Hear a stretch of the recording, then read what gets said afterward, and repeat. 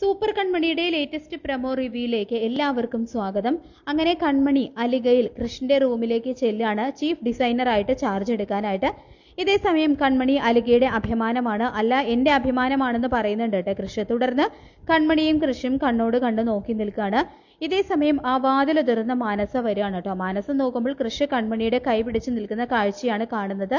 ഇത് കണ്ട് മാനസ ആകെ ഞെട്ടുന്നുണ്ട്. മാനസയെ കണ്ട് അവരും ഞെട്ടുന്നുണ്ട് കേട്ടോ. പെട്ടെന്ന് കൺമണി പതുക്കെ കൈ വിടുവിക്കുകയാണ് ചെയ്യുന്നത്. പെട്ടെന്ന് തന്നെ ഭാവം മാറ്റി കൺമണിക്ക് അടുത്തേക്ക് ചെല്ലുന്ന മാനസ അലിഗയുടെ ചീഫ് ഡിസൈനർക്ക് അഭിനന്ദനങ്ങൾ എന്ന് പറയുന്നുണ്ട് കേട്ടോ.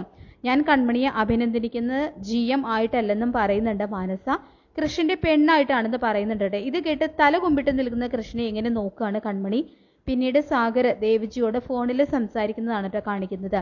ആരാണതിന് പുറകിലെന്ന് ദേവജിയോട് ചോദിക്കുന്നുണ്ട്. പിന്നീട് സാഗറിന്റെ വീട്ടിലേക്ക് ബലരാമൻ വരുന്നു. ബലരാമനെ ഹാർദമായി തന്നെ സാഗർ സ്വീകരിക്കുന്നുണ്ട്.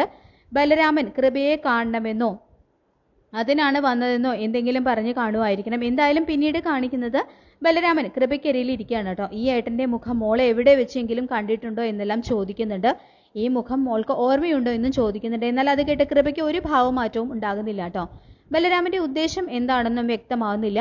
ഇനി മനസ്സ് മാറി വന്നതാണോ അതോ വേറെ എന്തെങ്കിലും ചതി അതിന്റെ പുറകിൽ ഉണ്ടോ എന്നും അറിയില്ല. ബലരാമൻ പോയി കഴിഞ്ഞതിന് ശേഷം കൺമണി കൃപയുടെ വിശേഷം ആ സിസ്റ്ററിനോട് ചോദിക്കുകയാണ്. ഇതേ സമയം ഒരു ബലരാമൻ എന്ന് പേരായ ഒരാൾ വന്നിരുന്നു എന്ന് ആ സിസ്റ്റർ കൺമണിയോടായിട്ട് പറയുന്നുണ്ട്. ഇത് കേട്ട് കൺമണി ഷോക്കായിട്ട് നിൽക്കുകയാണ് കേട്ടോ ചെയ്യുന്നത്. അങ്ങനെ സൂപ്പർ കൺമണിയുടെ വളരെ ത്രില്ലിംഗ് ആയിട്ടുള്ള മുഹൂർത്തങ്ങളാണ് ഇനി വരാനായിട്ട് പോകുന്നത്. ഈ റിവ്യൂ ഇഷ്ടപ്പെട്ടെങ്കിൽ ലൈക്ക് ചെയ്യുക, ചാനൽ കൂടി ഒന്ന് സബ്സ്ക്രൈബ് ചെയ്യുക. താങ്ക്